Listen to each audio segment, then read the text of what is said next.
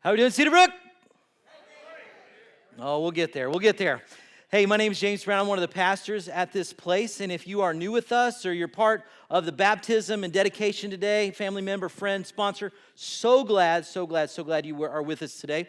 I'm excited particularly because we are in the third week, the final week of a teaching series that we have called Home Team Advantage. And I believe that the topic that we're going to talk about today can transform your family and the way that you experience your family as well.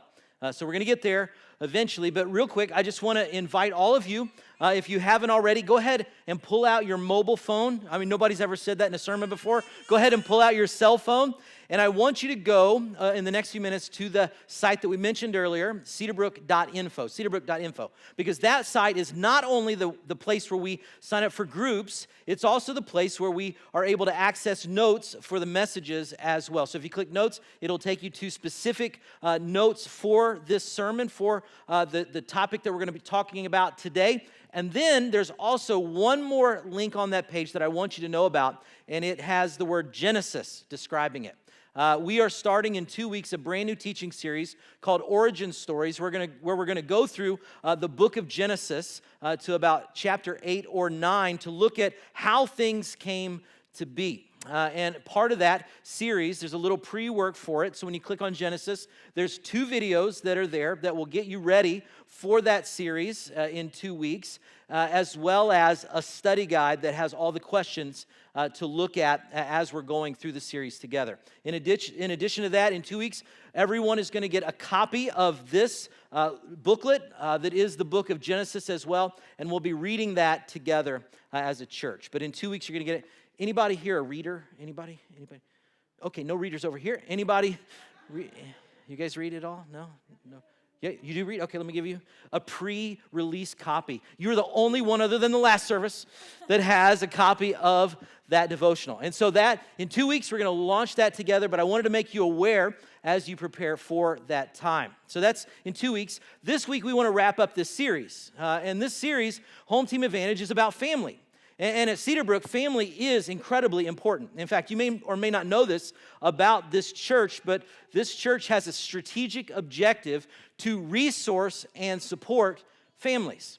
And right now, we are beginning the process of fleshing that strategy out to help CB families figure out what it means for families here to be firing on all cylinders. We want moms, we want dads, we want kids and grandparents, aunts and uncles, and influential adults in kids' lives. We want all these people to discover how to find their place on the team and begin playing their position so that we can indeed have a home team advantage when it comes to families.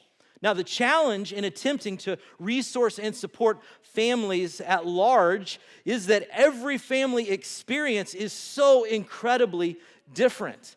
I mean, just think about it. For example, if I grabbed one of those mics, put it up here, and invited everybody to come through and talk about their family situation, that would be amazing. That would be awesome, hilarious. I mean, to the parade of dumpster fires, potentially, that we could hear about, right? Or the success stories, right? But the point is, it's all incredibly different. Your family and my family and your family, they all look different. As varied as those things may be, the hardest part of the process is number one, trying to figure out how do we bring families together when it's so different. But the other part that's really complicated, really challenging, really confusing, is that as we try to find what God's snapshot for families might be, what his picture-perfect family looks like, there's really not one. There's not one. You don't believe me? In fact, go to the Bible, for example, and you could open it up and read the whole thing. And what you will find is rarity when it comes to ideals and fully functioning family pictures. They're just not there. There really isn't one. There isn't a good one. I mean, honestly, if you're trying to find an ideal family in the Bible, we should at least be able to look at one family that should have gotten everything right. It's the family that we admire and lift up and celebrate every single Christmas season. That holy family of Mary and Joseph and Jesus. That should at least provide us with some sort of picture-perfect ideal family according to God. But if you look at the Gospel of Luke, for example, there's this one time that Mary and Joe actually left Jesus in Jerusalem by himself when he was 12 years old. They forgot Jesus in Jerusalem. Joe, have you seen Jesus? No, I thought he was with you. No, I told you to get him. And then a fight breaks out, right? Yeah, after that. Yeah, the little "we lost Jesus" situation kind of knocked them out of the running for first century Parents of the Year, right? I mean, that's the Holy Family, but quite honestly, our very first parents, Adam and Eve, they didn't do much better, right? Following the whole forbidden fruit scenario, the first recorded homicide in history was when Adam and Eve's son, Cain, killed his brother, Abel. And it just went downhill from there. That's where it started. Now, the Hebrew Bible, the Old Testament, is full of family stories, but these family stories, they give us really good lessons from really bad examples, which I think forces us to ask the question, with no good biblical examples of family for us to model our own families after, what is our ideal family supposed to even look like according to God? In other words, how do we know what target we're trying to hit? How do we know when someone crosses home plate and we can put a run on the scoreboard when it comes to family from God's perspective? Well, the good news is that although there are not a lot of good examples of families in the Bible is actually full of really good examples for families. In fact, on the message notes on cedarbrook.info, I've listed a number of passages that sort of begin to paint this picture of what God thinks about when he thinks about family. And at Cedarbrook, these verses that I listed in the notes, as well as other family-focused verses, they paint the whole picture of what God expects, what he's thinking about when he's wanting us to have an ideal family. And these verses are so important to us because what underscores this idea of resourcing and supporting families is the belief that we value God's ideal idea for the family. That we value that. God's ideal idea for the family. We want to look at what he said about family, and we want to strive for that. Now, let me just set that statement in a place that it can sink in to your mind just for a second. Think about that statement. Think about what I just said. That we value God's ideal idea for the family. Think about it. Just let it sink in. Let it sink in. Whew. If it hasn't already happened yet, if you're thinking about that statement correctly, you should begin to feel some tension around it. You should feel some tension about it. Because have you achieved it? What happens when you don't? When your marriage doesn't match God's ideal, when the way that you raise your kids doesn't match God's ideal, when what's happened and what you've done and created doesn't match God's ideal, what does that mean to him? I hope you feel that tension. I hope you feel it. And believe it or not, that tension is going to be the context for everything that we talk about in the rest of this sermon. Because according to the Bible, in every family situation, there's a very important dynamic that is at play. And the dynamic plays out like this, that there's the ideal, that there is God's desire and God's design, his dream for family. There is this ideal that exists. And at the exact same time, there's the real. There's what we've done to it, where we have made decisions, where we have fallen short of it. There's the ideal, and then there's reality, and then in the middle of that, in between, there's a tension. There's a tension that exists that we have not pleased God in the process, that tension that we fell short. And then there's an even bigger tension that we have to deal with. I mean, how do you make that statement, we value God's ideal idea of family, when no one in the history of the world has ever had one? Not even Jesus' own family could pull it off. How do you hold those two in tension? Well, before you check out or before you leave, okay, that's fine. You don't need to leave unless you're holding a baby. It's like stay here, and hang with me a little bit, because I think you need to know that something is unique about this challenge. And what's unique is that to Jesus, it's not unique, is that he set up these sort of scenarios, these sort of tension points all the time. In fact, Jesus was constantly pointing people to and teaching toward an ideal that he knew people would never achieve. I mean, think about some of the stuff that he taught. I mean, the Old Testament, the Big Ten, the 10 Commandments say, don't murder. And then Jesus comes along and he says, if you hate someone, you're committing murder in your heart. How's that for an ideal? Am I doing okay with that one? Crushing it? Old Testament, Big Ten says, do not commit adultery. Jesus comes along and says, if you lust, you are committing adultery in your heart. Doing okay with that one? He says, let your yes be yes and your no, no, never maybe. How about this one? How about this ideal? Love your enemies. That works in our world, right? Love your enemies. Pray for those who persecute you. Or this one, this ideal. If someone hits you, turn the other cheek. Or this ideal. Don't worry. Jesus says, don't worry. Which no one can reach, right? In fact, some of you worry when you don't worry. Because there's like, what am I supposed to be worried about something, right? It's impossible. He says, don't judge. Forgive people whenever they ask for it. Do to others whatever you would like them to do to you. And then this is the ideal of all ideals. This is the big one. Try hitting this one. Jesus said, but you are to be perfect, even as your Father in heaven is perfect. You think you have earthly father daddy issues, right? Try these divine daddy issues. Try those on for size. Right? There's these ideals that he throws out there that he knows that we will never achieve. And just so you know, I pulled these examples out of 3 chapters in one of the biographies of Jesus called the Gospel of Matthew. So I say, anybody here see this list? Nailing it? Anybody nailing it? Getting them all? Anybody? Anybody getting these ideals exactly right every single time, all the time? Of course not. Of course not. That was never the point. But this kind of thing, this kind of scenario of the ideal and the real and the tension is something that Jesus set up all the time. He was continually teaching about and pointing people to God's ideal in some area of life. And as you look at those, I mean, if you want to be really honest, if you're a Jesus follower, when you look at these ideals that I just read, just some of them, from time to time, if you're trying to follow them, you're going to feel a little bit of tension around them. You're going to feel a little bit uncomfortable that you're not hitting them like you'd hoped, that your current condition, the real reality, doesn't quite line up against God's ideal idea. And so you live with this sort of tension, this tension in between.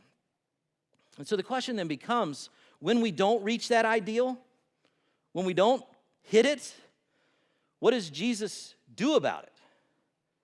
What does he do about it? Well, the answer is nothing. No, what? Nothing?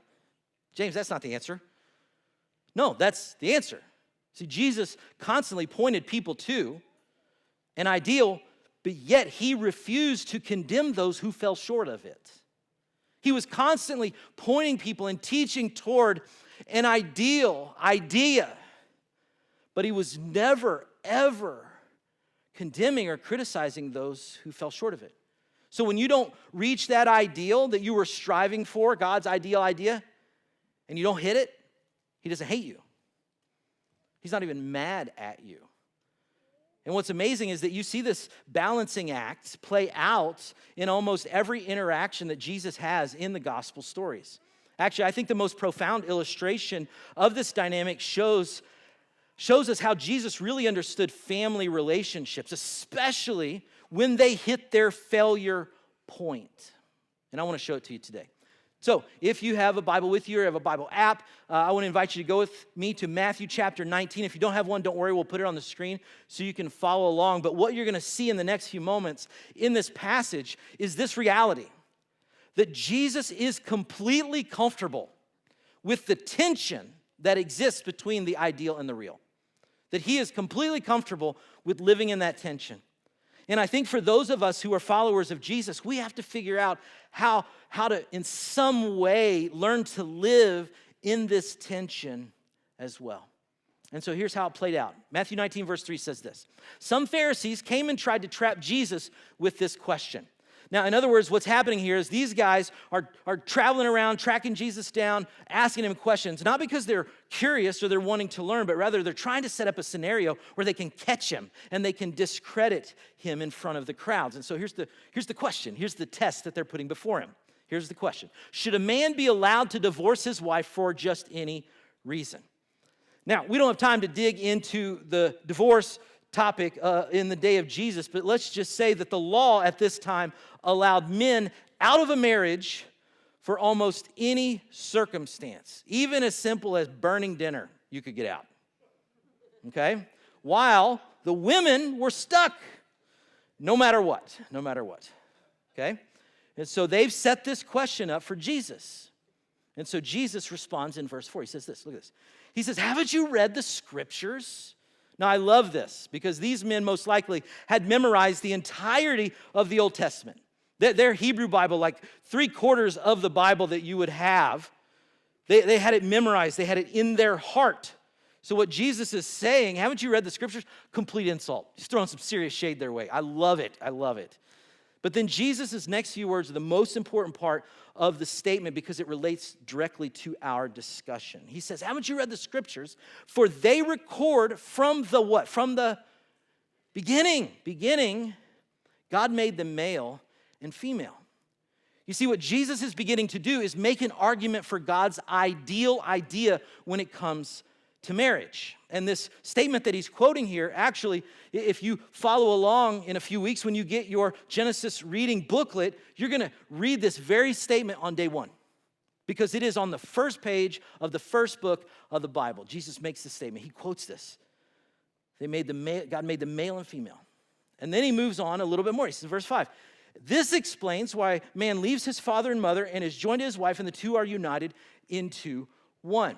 Now, in the reading, that little booklet, you're going to encounter this one on day 2.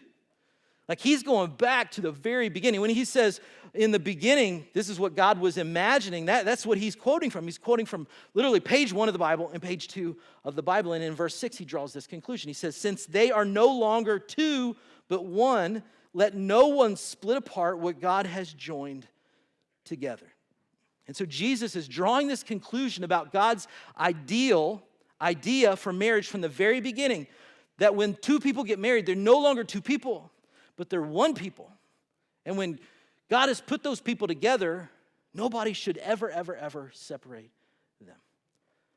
Now, he's bringing up the ideal. The Pharisees don't like this. They said, verse 7, well, then why did Moses say in the law that a man could give his wife a written notice of divorce and send her away? They're like, I don't know if I like this scenario, Jesus. Like, there's no eject button. What are you talking about here? And then in verse 8, he lays it out. He lays out this ideal, real connection. Look at this, so amazing. Jesus replied, Moses permitted divorce only as a concession to your hard hearts, but it was not what God had originally intended. This is incredible. He holds them in tension. Moses permitted divorce only as a concession to your hard hearts. That's reality. That's life, how it plays out. But at the exact same time, that was not how God intended it to be. That's the ideal. The two become one. You see, in verse 8, Jesus is saying, let me take you back to the beginning. Let me take you back to where things were perfect. Let me take you back to God's ideal idea, back when things were the way God wanted them to be. But Jesus is also saying, I understand at the exact same time that sometimes things don't work out. I understand that people do get divorced. I understand that things will happen. Sometimes it's inevitable, and we need a safe way to facilitate it. I understand that sometimes divorce is a reality. But at the exact same time, I don't want to lose sight of the fact that in the beginning, divorce wasn't the plan. In the beginning, God created it in such a way that two people become one, and you can't unone what God has made one. But at the exact same time, I know things happen. And relationships fall apart. But I don't want to let go of original design either. You see this tension. Jesus is saying there's an ideal and there's a real, and I am comfortable bringing both of these to you to hold in tension. I'm comfortable with it, the ideal and the real, and I want you to be comfortable with it as well. You see, I want to bring this up because I want us to consider it very carefully, this reality, because for many of us, including myself, our tendency when we enter into this real ideal scenario is to redefine reality. When we don't achieve the mark or hit the target, what we do is we adjust the ideal, or we change the rules, or we change the terms, or we reset expectations, or we redefine family. We do that in order to feel better about where we are.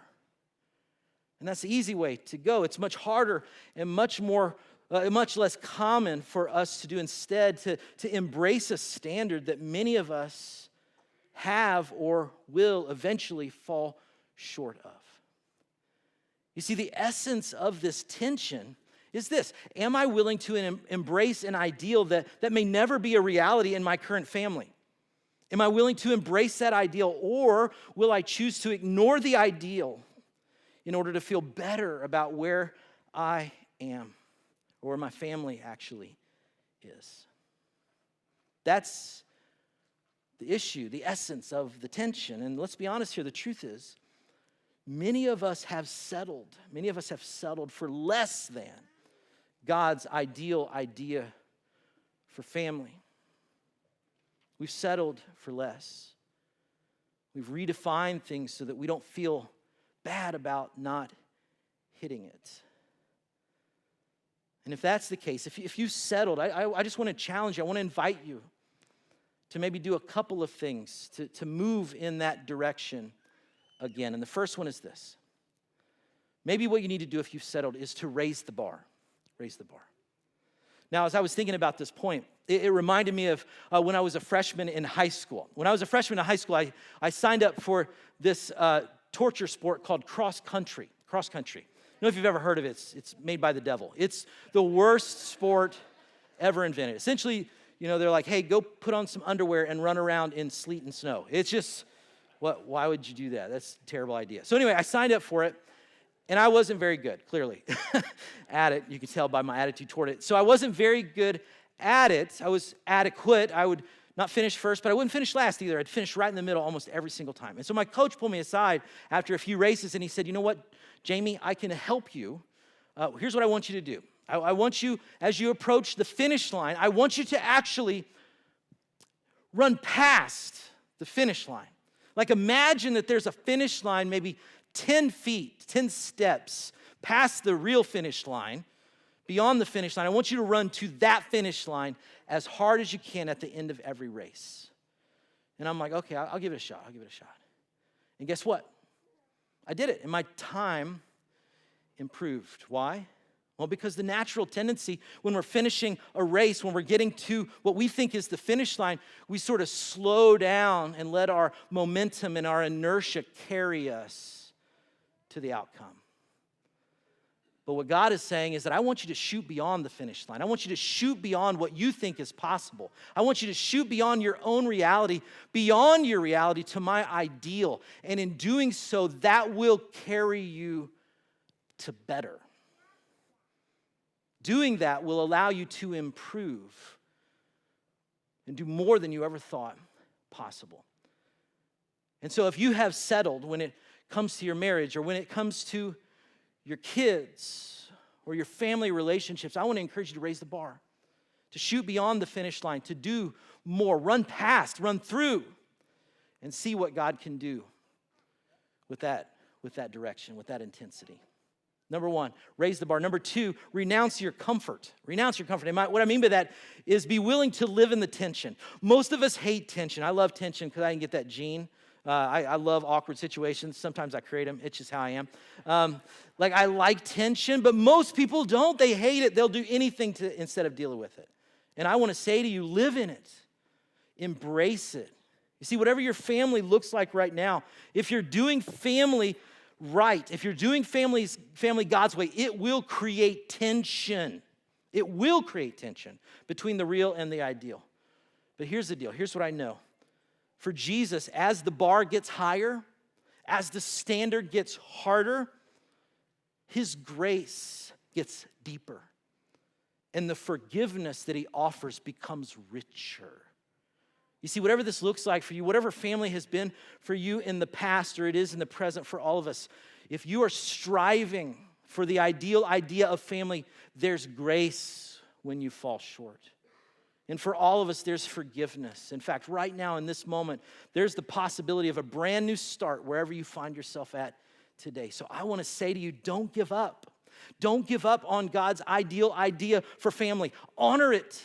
Value it, strive for it, raise the bar, renounce your comfort, and then most importantly, invite God into the middle of that tension. Because the good news is that he wants to partner with you in making his dream for family a reality in your life. He has uniquely designed family relationships to set the stage for success in every other area of our existence. So that when we win at family, we win at life. So the bottom line is we need God. We need God in our families. We need him like we did today in dedicating the next generation to him, but we also need him in an ongoing basis through prayer and priorities and practice. And when he is present, his presence in the middle of that tension is the very thing that gives us our home team advantage. Let's pray together. God, we thank you for this moment, and we stand in awe of the fact that you designed this thing called family. And as different and strange and exciting and heartbreaking as it is, God, you have designed an ideal idea that you call us to strive to, that you call us to move toward. And so many times we've settled for less than your best. And God, we're sorry for that. Forgive us. Give us grace when we fall short. But God, help us to value that in our daily lives so that we can run past, we can raise the bar and become more than we ever thought possible. And so God, as we live in that tension, we ask that you be there with us. We need you. We need you more than we know. And God, we thank you most of all for Jesus. And it's in his name we pray. And all God's people said, amen.